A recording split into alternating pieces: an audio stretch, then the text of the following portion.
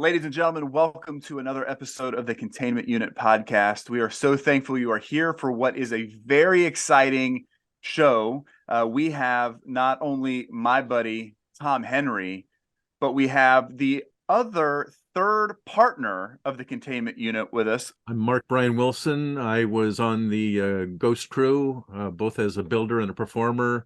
I worked on Slimer, the librarian, and the Terror Dogs throughout the creation of those characters, but mostly I'm known for being the guy inside Slimer.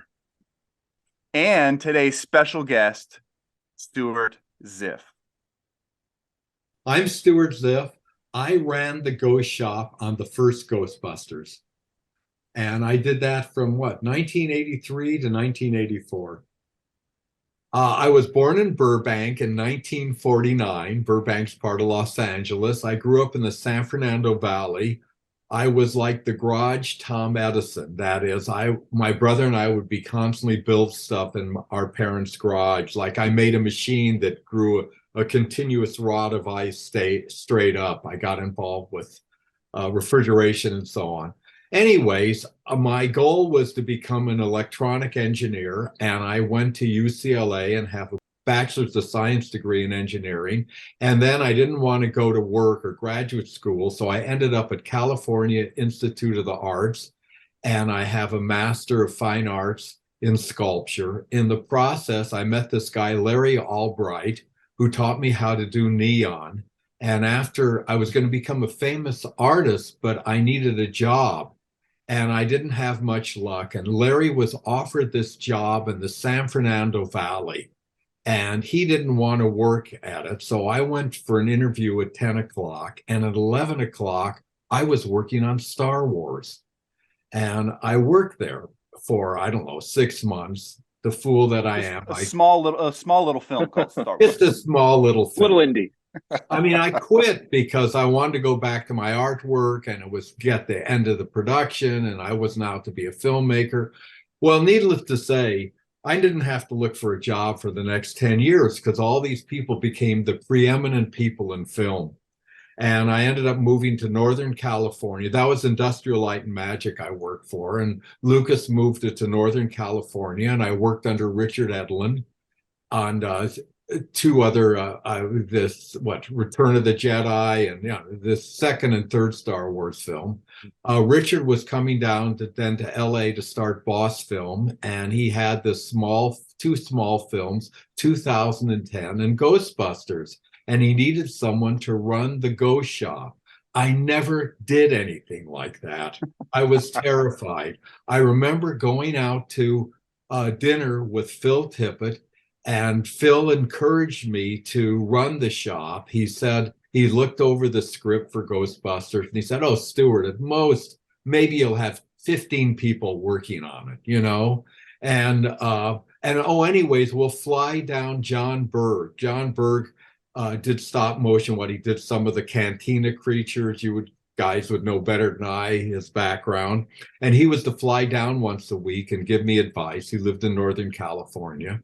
Well, end of story. By the end, I think we had 60 people in the ghost shop. I think 15 alone just working on Stay Puft. And I looked up in my notes. I started in September 1983, and I finished around April 1984. So I guess that was about 8 months. And I don't know. In the process, I met Mark and other wonderful people and some horrible people. And it was just, I'll just use the word, it was balls out. I mean, I guess they knew it was really hot. And again, those 15 people became 60. It was just total chaos. We were sometimes working 7 days a week, but we got it done.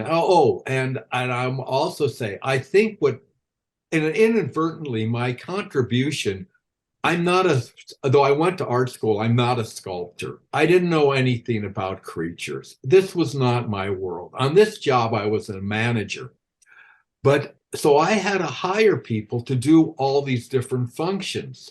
And so we had these different groups of people like Steve Johnson or Mark Bryan Wilson or other names I can't think of right now. And the fact is that the creatures had very different looks. It wasn't like I was, we'll say, a Rick Baker or someone, and my view was all the creatures I had to influence. So, and I think that's one of the major qualities of the first Ghostbusters, is that the creatures all had different looks. So, Mark, could you expand on what I'm saying? Yeah, I guess the other person, of course, of note is Randy Cook, who was in charge of mainly Terror Dogs, the stop motion and the full size. Steve was kind of watched over the art of the Librarian Ghost, Slimer, and I guess a cab driver. And so Subway. They kind of split it up, but then they overlap too as far as art directors. So they were under Stuart, and then I was under them, and there was a whole bunch of us who were in charge, working on specific projects, but we'd get pulled from whatever was needed from day to day. They'd say, okay, you're going to work on this for a couple of weeks, and an hour later they'd be saying, oh, Terror Dog's got to get sculpted. We got to bring up all the sculptors over and get people. So we were shuffled around as artists, and myself and many others have varied talents, so we can do art, we can paint, we can sculpt, we can make molds. So it was great experience, because we got to try all these different things, or use our expertises to contribute, and so that allowed some of us to bounce around. But Randy and Steve were all over trying to make sure that stuff looked really great. And Randy had more of an expertise in stop motion, where Steve's was more makeup and creatures. But they definitely overlapped, and both had a career before Ghostbusters. Yes, thanks for bringing up Randy, because his contribution was really significant. Right. We have a great photo that kind of illustrates what you gentlemen are talking about. We have a photo of Johnson, and he's working on the full-size Terror Dog, and Linda's there working on the lower part of it. And Johnson has no memory whatsoever of ever working on the Terror Dog. So it's kind of interesting that, he bounced around a lot. Yeah, and it's usually, I think, the Terror Dogs on the Gozer's Temple set were the first puppets, if I remember right. Stuart, you can correct me. I don't remember, They were on set so we had to install them and get them ready to shoot. I think they were the first live action puppets that we had, something that wasn't going to be composited in later on. I mean, the craziness for me managing it is that, it isn't like you pull a switch and all of a sudden there's a creature. I mean, you have to sculpt it, and then make a mold, and then, cast of latex rubber or the polyurethane rubber. And then you had to, carve out the center of the big Terror Dog so a puppeteer could be in it. Then you had all these cables, and it had to be rehearsed. And all this took a lot of time. And all of a sudden the production announces, that shot that was scheduled to do in 2 months, we need it in 2 weeks. And it's like, all of a sudden everyone's working 7 days a week. They're all burned out. The production company doesn't care that everyone's going into super overtime costs, because the cost of production is so much more than paying everyone overtime. And, it had to be delivered. So it was just constant chaos from one project to the next. I mean, my memory is I'd come into my office, my desk in the morning, and I had a list of who knows how many things to do. Each one was more important than the next. I was in total panic mode. And what I learned is just start solving any problem. That would lower my anxiety level. But it didn't matter, because all of a sudden the phone would ring, and this is getting changed that way, or that's getting changed that way. And that was the job for me. I can't imagine the stress. Yeah, and everyone we've talked to that's worked on the film has talked about the long days, the sudden urgent deadlines. But we get the sense from what we've talked that while there was a team that worked hard, there was a team that played hard and ate a lot of chili. There were some great chili cook-offs. Oh, yes.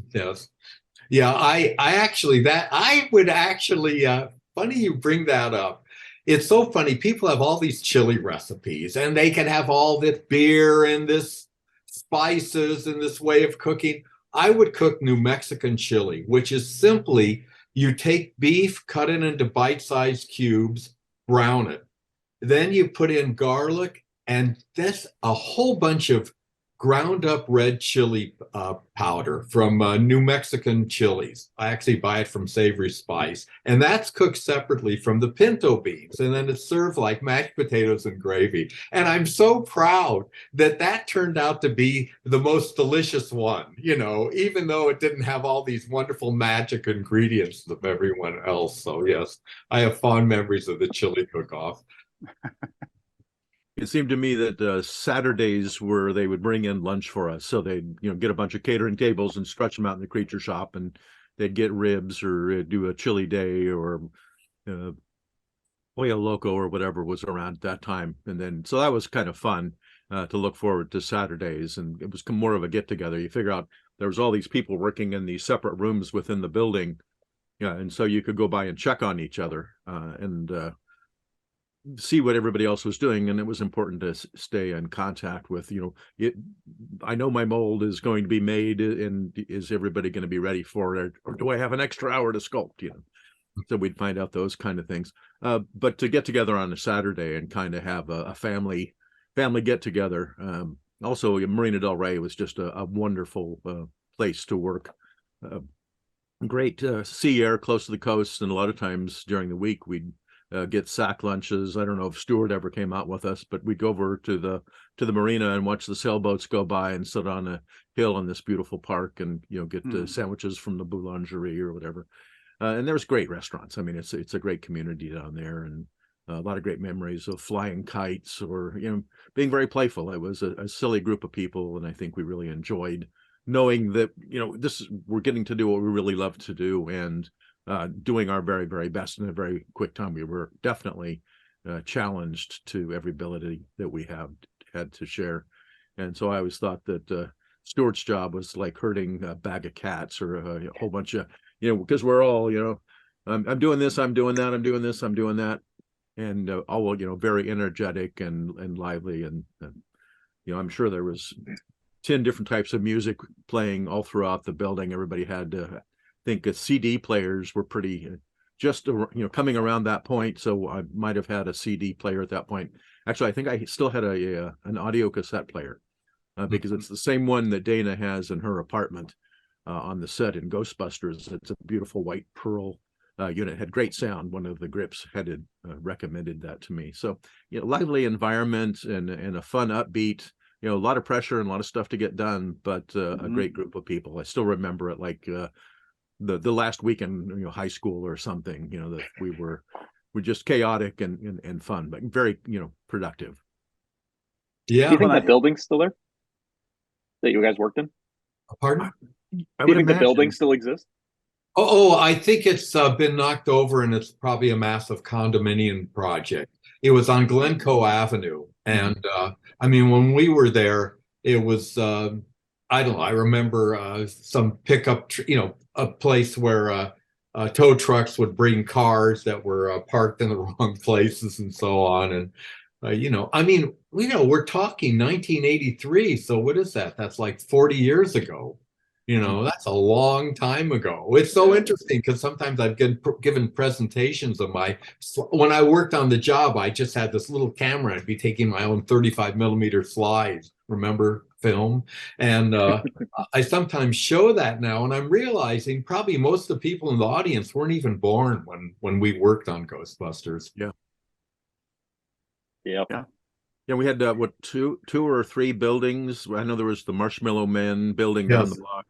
I think next door was a shooting stage. The one that we were in was mainly fabrication. And 2010 was also being done at the same time through the model shop. So the model guys were working on the spaceships, and then they'd build the miniature buildings for Marshmallow Man to walk in between. Yeah, that's my memory too. Yeah, there was the main building on Maxella. And we were on the Ghost Shop was on Glencoe with another shop where Bill Bryan had the 15 people making Stay Puft. Yeah, Yeah, and the one on Maxella was the opticals building. It had the screening room, any of the camera work, the sticking the images together on the film. I think Virgil had his office over there doing still photography and documenting all the different processes. Stuart's office was kind of in the middle. You came through the front door. I think you turned to the right, and it was the biggest office in the, because that was the main office. But along one whole wall, I remember there being the schedule. What did that tell us when you reviewed that, the schedule of the months that had to be done? What was? Well, let me describe. Okay, so there's a very long wall. There was like a rectangular grid, and I guess the columns are dates, and then the horizontal rows are different people, and I'd have different colored 3x5 cards to, because, well, we have to make the molds, and it's going to take this long, and then we're going to cast it. It was all bullshit. With that, what I learned on the job is not only did I have to manage the people below me, I had to manage the people above me.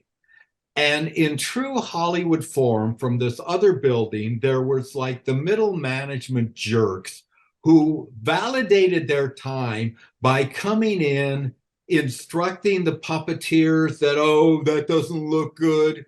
Or are you in charge, Stuart? Is everything under control? So the sole function of that wall is when these people came in, it looked like I had it organized, because that stuff was meaningless. Because again, we'd constantly get the phone call and say, oh, we need that in a week, not in 3 weeks. So that was one of my memories.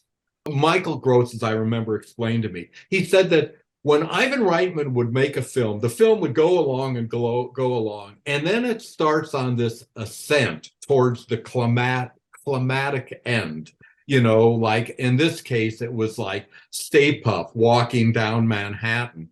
So they're shooting all these scenes. The Ghostbusters are going around town. There are ghosts everywhere. They're getting real tired. They end up in this Civil War museum. They're asleep. At the Columbia studio, they build this incredible set of the museum. They shoot it for 3 days. They have all the film in the can.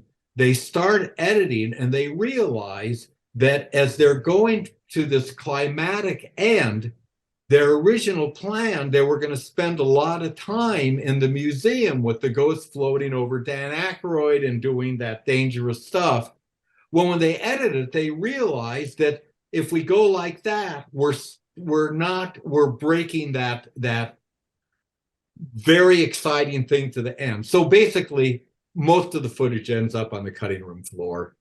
And if I remember correctly, it was costing them several $100,000 a day for shooting.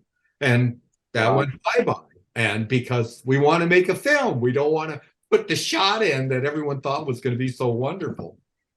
The mechanic was Alan Coulter. Oh, thank you. Thank you. The way that the gag actually worked, that Al was brought in to figure out, is the belt is split in the back. And so the puppeteer grabs these 2 tabs of the belt, which have a strip of spring steel. So one of them is bent up, but you lay it under the belt loop. And so from the back, when you pull these 2 pieces apart, it looks like the belt flips up, and then you push it, which undoes the tongue, and then you pull it apart. And then I think there was a little music wire that went to the zipper from the underside too, so that everything goes blip, blip, blip, blip, blip, and then opens up very effectively. I mean, it's like, wow, how does that happen? It's magic.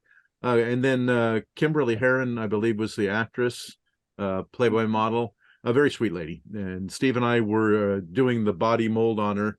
And one of the few times I've ever done a body mold with an audience, but there was about 4 gentlemen who ran the company watching alongside. I think there's pictures of them too, all standing there with their 35mm cameras, thinking, okay, we have to make sure this is all done correctly. Steve and I had done lots of life casts and stuff, and even women's bodies before, but she had a spandex dance skin on. And so Steve and I are brushing on Vaseline onto this dance skin so that when we apply the plaster bandage that it can be released. Because if not, it'll just bond right to that fabric. And as we're brushing on the Vaseline, she looks to both of us and she said, "Wouldn't that be easier if you used your hands?" Steve and I look at each other and, do a comedy double take and then threw the brushes over our shoulders.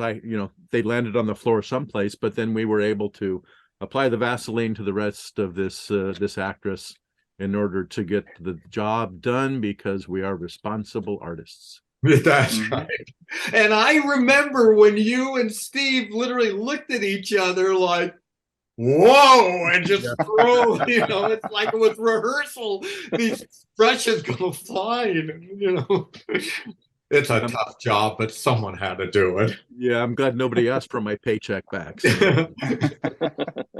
Or ordinarily, like if you make a creature in a studio, one person, you just can't sculpt it, make a mold yourself, put on the makeup yourself, puppeteer it yourself. There's different union people have to do each of these things. So you may have to have someone from the mold makers make the mold, and then you have to have someone from the makeup department do it. And well, that really diffuses it. And we have people like Mark who, as teenagers were making films, they could do all these things. If one person does it, it's a very consistent look. So the studios would set up these places like Boss Film set up the Ghost Shop or Apogee and so on. And then though we were unionized, the union people stayed out of there. And therefore, all these different interdisciplinary things could be made by one person. Well, that was true. The union members stayed out of the Ghost Shop except for Lefty. Lefty was the head of the Mold Makers Union. And he was a guy that basically looked like a water heater in a cheap black suit with gray hair. I mean, he was an older guy, not as old as I am now, with a flat crew cut on top. And Lefty had the ability to walk in, and if he saw non-mold makers in the mold shop, he could have shut us down, he could have fined us. But what it was is that when we started it, there was one guy who, let's just say Lefty would take care of his people. And we had to hire one guy who wasn't overly good. I mean, he had some difficulties in his life and he wouldn't show up all the time or whatever. But Lefty let it be known that if we fired that guy, we were going to have problems. So how did Lefty deal with it? He would come in, and the people in the front office would have him come in my office. And when I got off the phone, then I would walk Lefty to the mold room. Now, when he came in the front office, the word went to the mold room, and like turning on a bright light in a kitchen in New York, all the cockroaches, all the non-mold makers left the mold room. So we just had Gunnar and this other guy there, and Lefty would walk back, oh, everything looks okay. And so it was just, I mean, to me, this was like old Hollywood. And if I could continue one other thing with the story. So at one point, Lefty decides, well, I should go out to lunch with him. And Lefty goes, we should, I don't know what his accent was. So I'll just say, so Lefty says, oh, we have to go out to lunch together. Bring a pretty girl. So I got a pretty girl and we go to lunch and we're eating lunch. And Lefty told, yeah, I just came back from, my boys were on location in Montana and I had some problem there and I had to shut down the production because they weren't treating my boys right. So what I think the real message is I have this lead pipe. And I know you like your kneecaps, but if you mess with me, you might trip on this lead pipe. So this is the relationship I had with Lefty, and it was wonderful. And it was like old Hollywood, which probably doesn't exist anymore. We had such a need for so much stuff that I have these friends, John and Melody Alberti, and they have a business where they make plaster dinosaurs and dragons and other things. Anyways, I called them in to make Melody sculpted one of some creature that flew out of a subway entrance. And also John and his father made the mechanism that caused the librarian ghost, to stretch and the mouth open up. And so they did a relatively minor part on the film. And then when the film was all done, I just submitted all the names of everyone we worked on to whoever it was at Paramount or whatever. And they put John and his father's name in the credits, and they didn't put Mark's name. And, I just submitted all the names. And boy, did I get stuff from, people, oh, Stuart didn't include so-and-so's name, and Stuart made sure that his friend's name got in. And this is like the 10 times worse than you could imagine in film that things happen. So that's one creature. I remember that creature for that, not that it's this iconic creature that's so important for the film. Yes. So after they made the mechanism, then it was handed off to me, and then I put the skins on the librarian. I worked with Steve Johnson for the look and how far everything pulled and stretched. But great project. And so at the screening, this is when we're going to see the film for the first time. You're coming into the foyer of wherever this theater was, and there's a crowd of people. And then I'm starting to walk over to Stuart, and Stuart goes, "I'm sorry, Mark." And that's the first thing that came out of his mouth. I go, "Sorry for what? I mean, here we are, we're seeing our screening." And then they had handed us the folio that you open up. It's a 2-page with Ghostbusters on the front and all the credits. And then I just kept reading and reading and reading and reading. And no, I'm not there in any way, shape, or form, even though I puppeteered and built and coordinated and was an artist. But there was a bunch of people. I know most of the other people. I think Mark Siegel was left on, and Margaret Becerra, who's Margaret Apprentice. But there's a slew of people who really invested a lot of their lives and their loves, and that was just, credits are optional. You don't always get credit, so. Darn, I'd love to have had my name on Ghostbusters. What an amazing film to people growing up, being able to see, at the very end. I love that Slimer flies out at the end. So I always say, well, at least I'm in the credits. So credits start with the Slimer fly out. And, it's an amazing film, and I'm so proud to be part of it. I think, like 10 years ago when Facebook, or a little longer than that, when started to let people know, and the communities began to spread the more notoriety about who did what and what specific part of the creature process we were part of. So that's and then I think immediately thereafter, Richard Edlund and the heads of Boss put a page in the Hollywood Reporter, if I have my paper correctly, where it listed all of our names. But there's nothing next to them, so it's once again, you're part of a list. But we were a talented group of people, so fun to play with and to work with. Very fortunate to be part of that project. Yes, it was just complete luck. And that's an advantage of having a last name as Ziff. When there's a block of names, at least mine was visible at the end, not buried in the center. So I think it was Spielberg and Lucas who started this thing of putting all the crew in the credits. I remember I worked on the first Star Trek movie, and there was some old guy who he had worked on all these phenomenal films, and he never got, he was an electrician. He never got any screen credit. But, after Star Wars, except when they decide that, well, there's too many people, we'll cut a few people off, like Mark Wilson, Ghostbusters is a really short credit crawl. There's not that many names on it. I mean, now it can be 10 minutes for a credit crawl with everybody in the computer graphics department and all the babies, We didn't have a Ghostbusters baby list. Yeah, it was great to work under Stuart. I always felt that he was calm and lively. We still get together about once a year or so to have a good laugh, and our personalities click well. So it's nice to have made so many friends. But just working on the project too, it was a great personality to go up against when we got to get something done. I never felt thank you. threatened or anything. I felt like, okay, I got the information. Let's get it done. Well, in my position, it was keeping the eye on the prize, and that was getting the project done. Mhm. And, with all, whether it's dealing with Lefty or, oh gosh, many people are there to get an Academy Award or to become a director.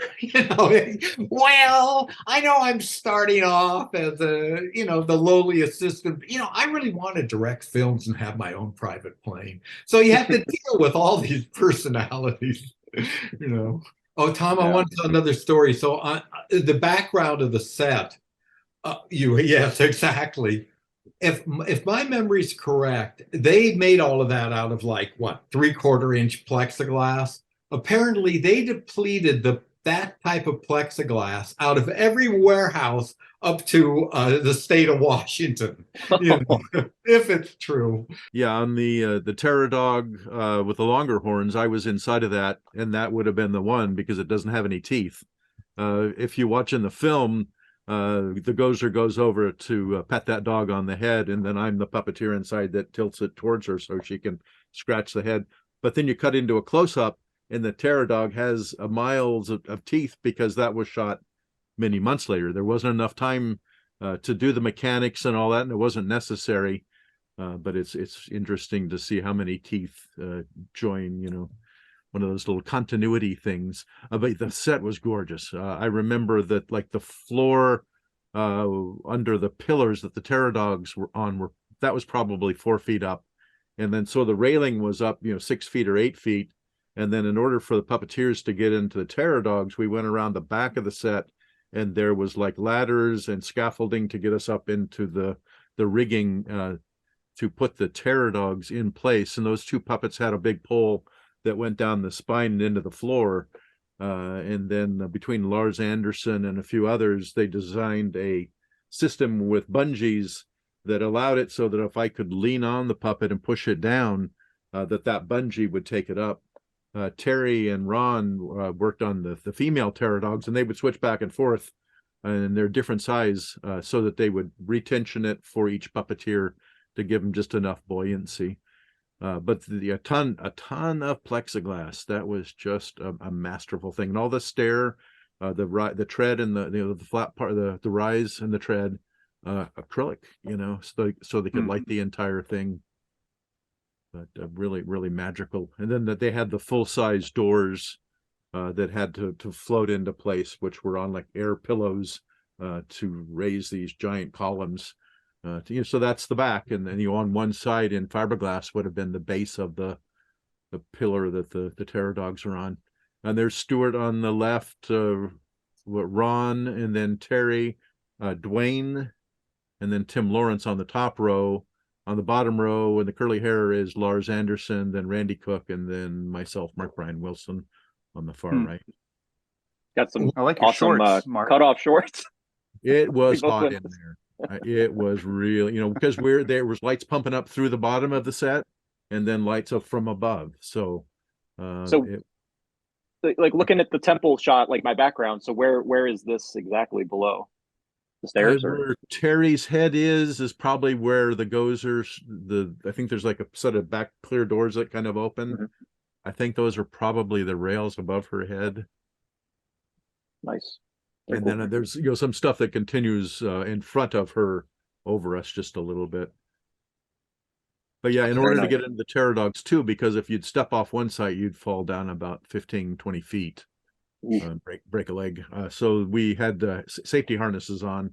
So it's not my usual mountaineering gear. It was specific to being a Terror Dog puppeteer and surviving. One day we were there, and there actually was a fire on set, and so we had to come down the steps, down the ladders, and the entire cast and crew ended up outside waiting till we got the all clear. I don't remember that. Yeah, then we went back to work. I was at Columbia. I think I'm walking with John DeCure. It was either to this studio or a different one, and I thought I would impress him. So I say to him, you know what this is really about? We shine photons onto these surfaces that reflect photons, go through the lens, and move electrons on the film to make an image. And he doesn't even look at me, and he goes, no, this is about entertaining people. And that's, I mean, to me, that really caps. I mean, we use whatever technology we have at the time to entertain people. And we had I mean, now I assume all of this, a lot of that would have been like a big background, right? OLED background that they could project and just have the actors dancing in front of it. But that was the technology. You had to physically deplete warehouses of plexiglass in order to make the set to entertain people. It's so fascinating actually working on these films. What it is, I feel my perspective, I wasn't destined to work in film. It sounds like Mark was destined to work in film or to be an entertainer, an actor. I mean, I needed a job. So when I look, I have not worked in film longer than I worked in film. I worked in film for about 20 years, and I have been working since the mid 90s. So it's almost as if I feel I'm an outsider who was on the inside. I mean, the super inside of the leading films of the time. And I'm amazed that it happened to me. Well, one of the reasons why we are here is because there is an auction coming up at the end of June through Pop Store. And Stuart, you have put a lot of your collection up for auction. And so just kind of before we get into the pieces, because spoiler alert, they are amazing. I've heard stories in the past, and this is mainly around Star Wars, but that there would be fans who would dumpster dive because a lot of these things would get thrown away. And was that the case with Ghostbusters, or like what would make you think take it? Was that something that was frowned upon, keeping this stuff at the time? Like what was that like back then? Because I know nowadays it's almost impossible to take anything without it going into an archive or something like that. Well, my fond memory is I had Dwayne, who was my young assistant, and we're at the end of the job, and all of a sudden he gets on the PA in the whole building, the ghost shop. And Mark, correct me if with your memory, but my memory, Dwayne says, "Hey, it's okay to grab anything you want." And that was it. I mean, it was just like you speak about herding cats. How about herding fleas? A shovel full of fleas. Everything jumps out. Yeah, So everyone grabbed everything. Is that your memory, Mark? Or I don't remember that, but I'll say that's my story too. okay. And it was just amazing. So yeah, I got some stuff, and it's just amazing what you collect over the years, working on various film jobs. Yeah, I was around boss for several projects, I think, after Stuart left. And sometimes, Randy or Steve, whoever was there, would say, we need to have the loft cleaned out. So anything that's not on this project, pile it up in the middle of the floor. And then we'll take a few things and put them on the shelf, but everything's got to go. We need the space.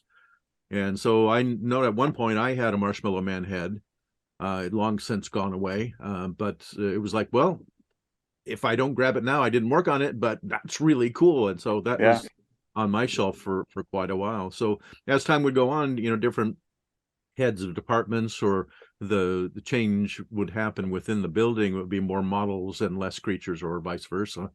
And things would have to evolve. So many times I would see things in a pile and think, where's that going? So, well, it's headed out. So yeah, and part of me is also just I'm blown away by how well some of this stuff held up, because I know that a lot of it wasn't built to last. It was fragile. Mark and I have talked multiple times over the last couple of years about how there are these companies that they will, because as the foam crumbles, they'll take the littlest, tiniest pieces of green Slimer and they'll encapsulate it and they'll sell it for crazy amounts of money because it crumbles. I think that company right now, they bought one of the gloves, Mark, that you wore, and they're selling individual fingernails from the glove. And but I say that to say the stuff wasn't meant to last, and the stuff that is up for auction, man, it's just amazing stuff. Well, let me speak to that, because one of my favorite stories, I worked on the movie China Syndrome, and we had to make there was a control room of a nuclear power plant with all these blinking lights. And my memory from it is that, okay, let's say you make something and it has to work, you have to rehearse it 4 times and then you shoot it 2 times. So you make it last for 10 times.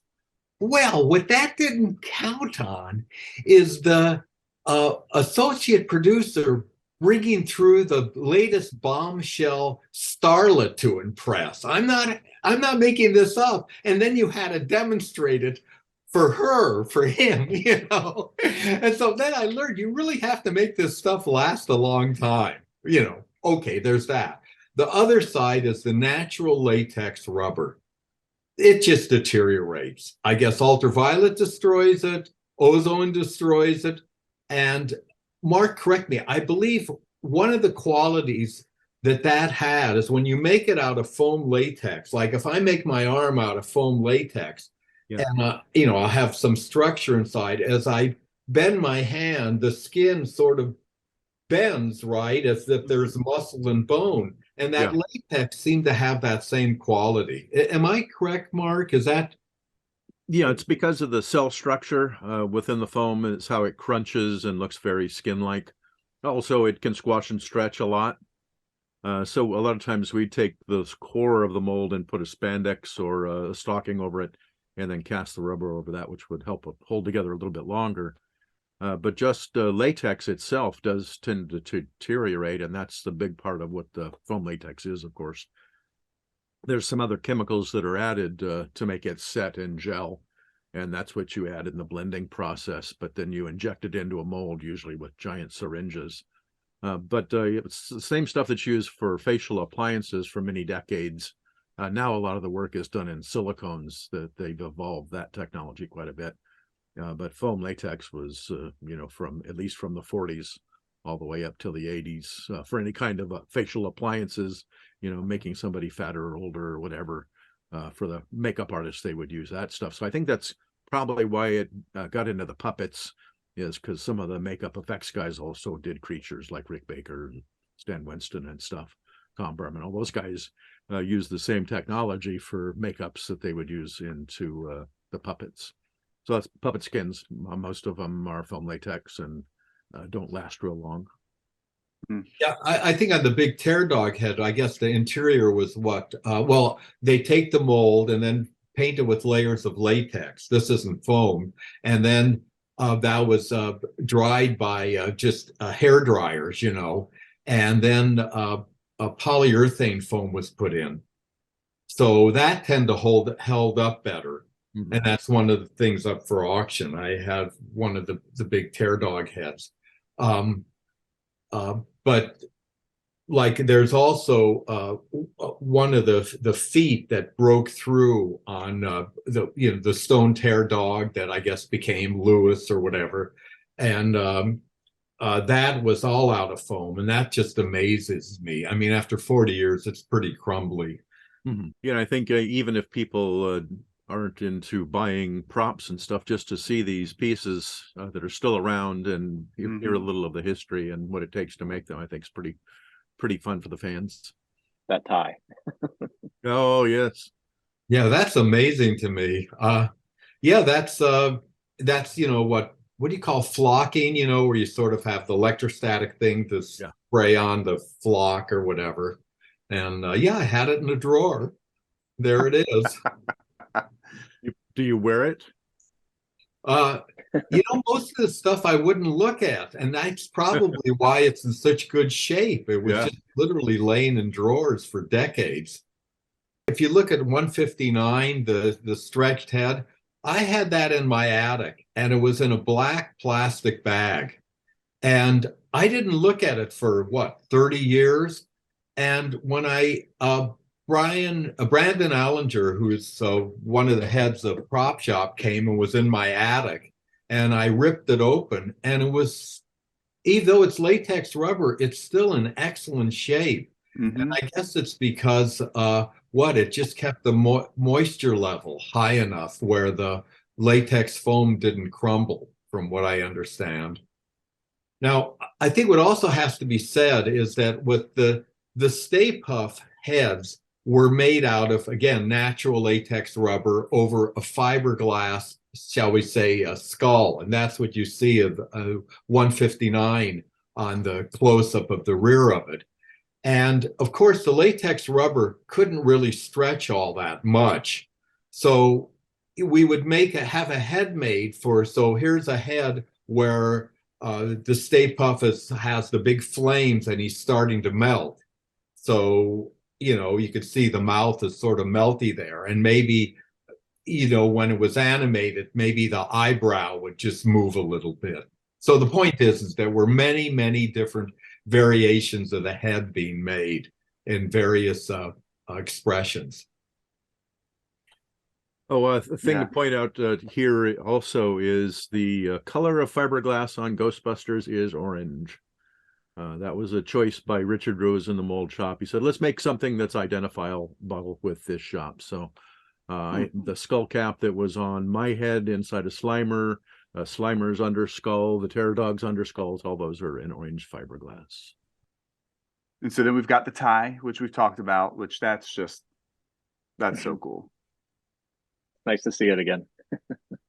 So here's the head. And as you see, in the upper left, there's a big hole. And that hole is the eye that was actually used in the film. That is, you had the stone sculpture of Dana's, the top of where she's living in Manhattan, and the lightning strikes or whatever. And what it is in the lower right of what we're looking at, you see the eye mechanism, the eye, which was about 3 inches in diameter, had a little light bulb in it, the same one you'd have a incandescent bulb in your car.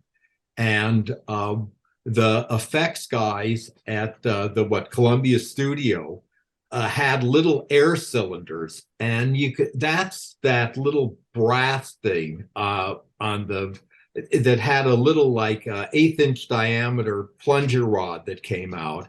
And when they put air on it, that rod came through little holes in the front of the rubber, and that broke out the breakaway plaster in the sculpture. So the eye was removed for that shot? Is that so? This was sculpted and used, and then the eye removed? Yeah, it was just cut out, and essentially the head, the larger part of the head, wasn't used for anything else, and I brought that home. That was laying in my house, and you can see the cross section of it where there's the urethane foam, and then which doesn't really deteriorate with time. Mark, I believe you were the one who made the claws and the horns. Is that correct? Yeah, I did all the sculpting and the painting and finishing on the claws and horns. Randy had sculpted them in the miniature form for the stop motion, and then I had to meticulously match all that stuff. So Randy and I went through a technique of taking a Polaroid of the big one and the little one at the same size in the Polaroid, and then I put them together. Yeah, so these are the female Pterodog horns, and I sculpted one, and then a mold was made, and then that's why there's two.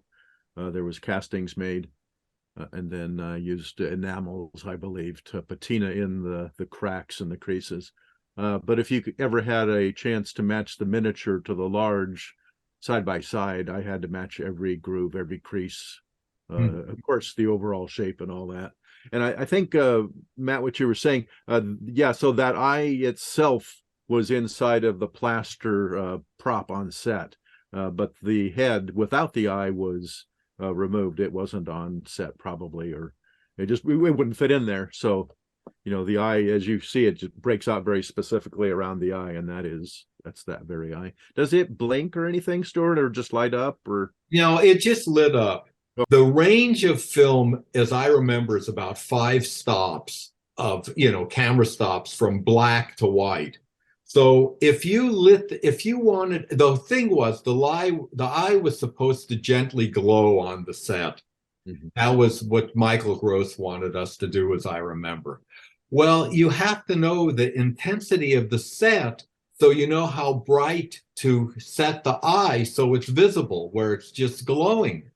So this friend, Don Carner, did all these tests of various EV levels, if the background with the gray card, how bright the eye should be. And we present this to the director of photography, Laszlo Kovacs.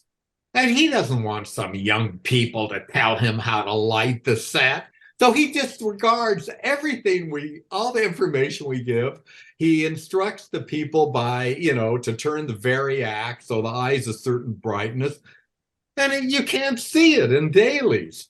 And it wasn't until we did, I guess, close up in second unit that you could actually see it.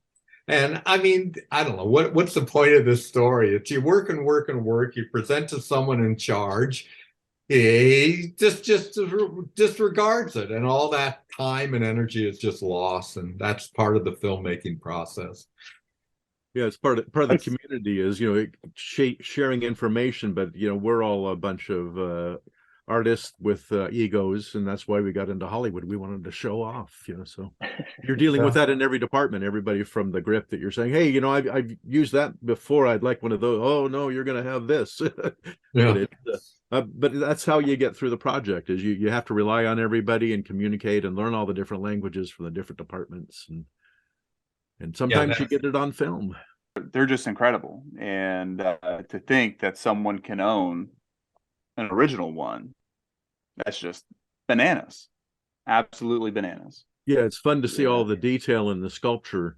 I think Linda was in charge of the Terror Dog, and then Mike Hosh, and then all the rest of us jumped in from time to time. But I was working on a fun 3D model of the Terror Dog and trying to figure out all the details, the layers of the textures and where they are and how far they go, and the proportions of the eyebrow and where the nose fits. And don't you have to figure it out? This is the real thing. This was from the original mold. Here's just another interesting thing for me. It doesn't seem like people can get the color right. I see a lot of people either have the Terror Dog as brown, or more people have it gray. What would you classify the color of it? I thought he was brown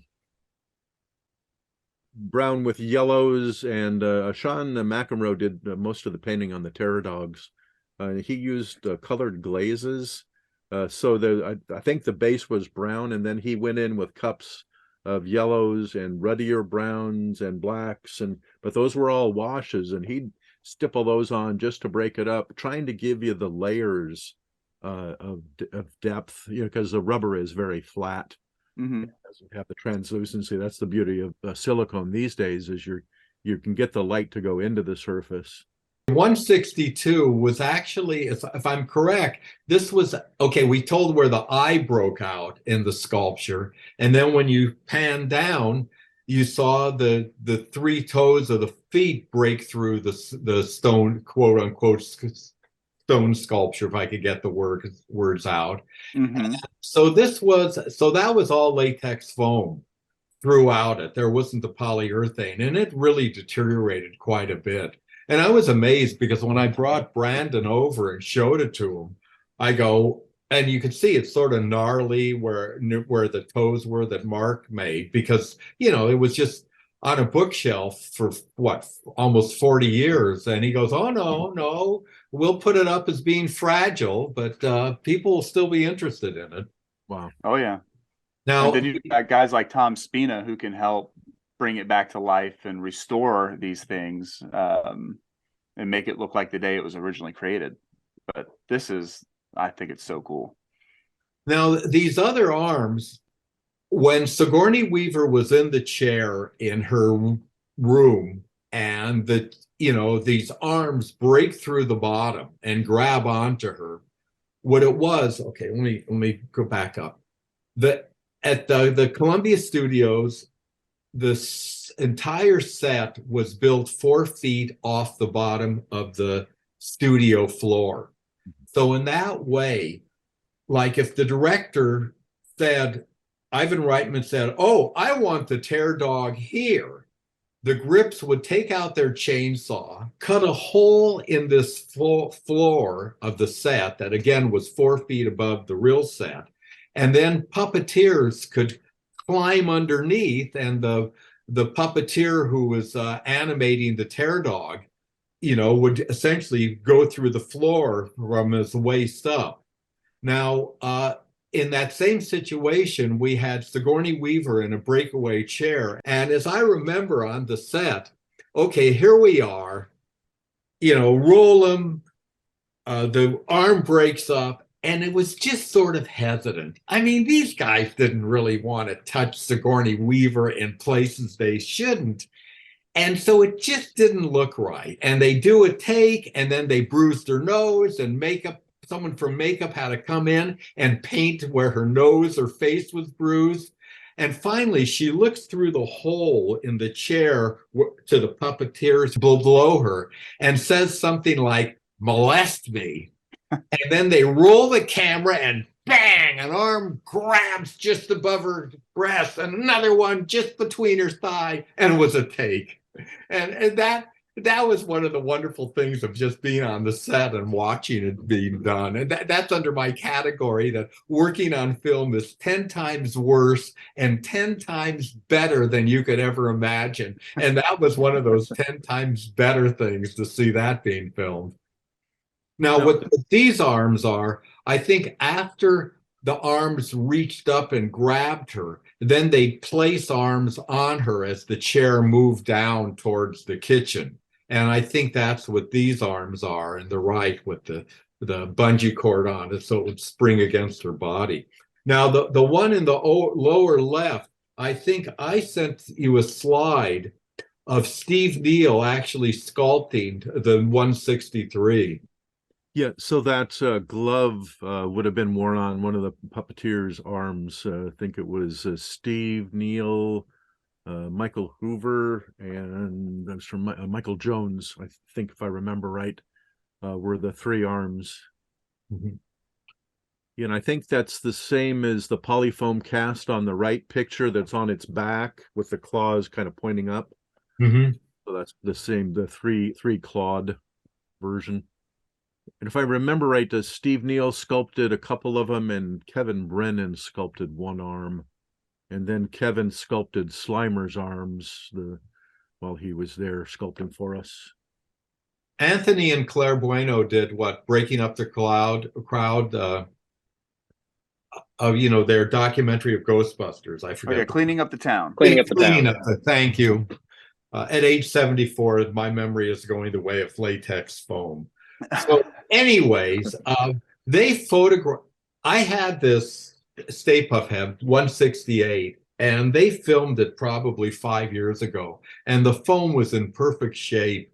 And then when I took off the plastic bag when Brandon was here, it was not in, it just like fell off the turnip cart. You could see how broken up it is and everything, which is very sad. What can I say about the storyboards? I mean, I had these notebooks. I have to tell you, one notebook that isn't up for auction is the notebook I have of all my personal comments of interviewing various people and what I thought of them. Oh. You're not going to put that out. Because... The burn book. Oh, it was amazing. I mean, again, I wasn't part of this whole world. And so I would have people help me. I mean, as Ghostbusters is going on, correct me if I'm wrong, Mark, but I think at the same time they were queuing up for like E.T. or something like that. And there might have been The Thing. Was that what it is? Yeah, I think it was or the people were just coming off of that onto ours. But yeah, there was two big crews in town taking up most of the people. That is my point. So I didn't know how to evaluate these people, and people would come in with their big, folder of their drawings, and then I'd have people like Mark or so on go, afterwards, what do you think? And someone, that guy didn't work on any of that stuff. He worked on films, but that wasn't his stuff. So all these people were coming in. So anyways, I have a notebook of all these comments of various people who applied for the job. So here's a question I have about these storyboards, because I have a few, and the thing that makes me nervous about and so I guess someone had bought his book and then pieced it out and sold out the different pieces of it. How do you know if one is a legitimate one that was used on set, or if it's just a copy of it? And I guess the thing I'm specifically trying to get at is was each one given a specific number? Like I see a red stamp on that one of the hot dog cart. Was each crew member assigned a number, and that's who got that? I think John's was 005. Like, what does that work? Is there anything to that? I forget. Mark, do you remember? I thought there was some kind of a stamp on it, but as soon as there would be a stamp on it, storyboards would get thrown through the Xerox. So there was not much of that. I mean, I didn't have a camera on, in the shop, much to my regret. But I have seen, I seem to remember there was some kind of an identifying stamp on the script that was going around. I think there was one that we all kind of read and then passed to the next person. But I do believe you go through that, when that book gets sold or whatever, flip through it and see if they all match up or whatever. Yeah, I remember on these, like sometimes, like you could see there would be like, oh, I don't know, maybe I would make some kind of comment or something in a different colored ink. Yeah. So I think this was pre. I mean, you have to understand, this is pre-digital. When as I remember, when we were working on like Slimer, the inspiration was John Belushi. And we had a very, very expensive machine that could actually freeze frames video. I mean, we think nothing of this now with our smartphone. But the thing is, I remember that there would be, it could have been from Animal House, and there was this picture, there was this one frame of John Belushi, and he could make his eyes just go like, his eyebrows go like half moons. He had an amazing face. So I don't know, this is my memory of working on the film, the technology we had at the time. So I'm babbling along like this. I don't know if there were that many colored Xerox machines then. So I don't know if you made a Xerox, if it would just be like black on whatever colored paper is, and you couldn't duplicate, some red signature on it or something. Well, I think that's a perfect ending to the conversation today. And we could do better than that. Thank you to both of you. You both were instrumental in something that means a really great deal to the two gentlemen you're looking at here. So honestly, just thank you for trusting us with your stories and with your time, and this means a lot.